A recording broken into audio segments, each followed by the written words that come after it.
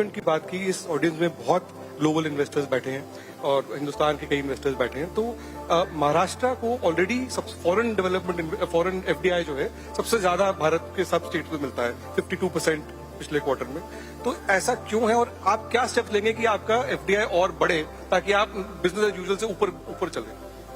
देखिए, एफडीआई में तो ये साल हमारे लिए बहुत ही अच्छा रहा है, क्योंकि अभी तक एफडीआई का हमारा जो रिकॉर्ड था वो 2016-17 का था, जिस समय हमको 1,31,000 करोड़ का इन्वेस्टमेंट आया था उस पूरे साल में।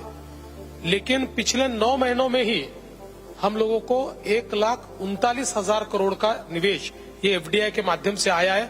तो हमने खुद का ही रिकॉर्ड तोड़ा है और मुझे ये बताते हुए खुशी होती है कि हमारे पीछे के जो 3 राज्य है उनकी टोटल भी हम मार ले, पूरा उसको मतलब उनको जो एफडीआई मिला है उसकी टोटल भी कर ले तो उससे ज्यादा एफडीआई ये महाराष्ट्र को मिला है।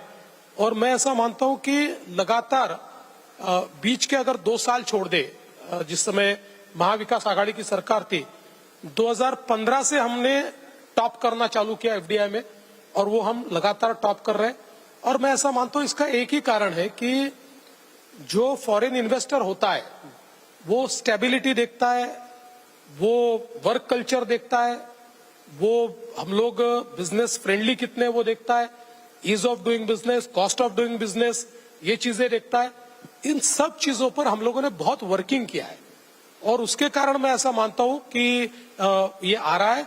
और सबसे बड़ी बात यह है कि जो आपने कहा इसको और कैसे बढ़ा सकते हैं, तो जितने इमर्जिंग सेक्टर्स है ये सारे इमर्जिंग सेक्टर्स की पॉलिसीज हमने तैयार की है टू अट्रैक्ट द इन्वेस्टमेंट। बड़े पैमाने पर ये पॉलिसीज तैयार की है और इन पॉलिसीज के कारण मैं ऐसा मानता हूं कि बड़े पैमाने पर ये निवेश महाराष्ट्र में आ रहा है।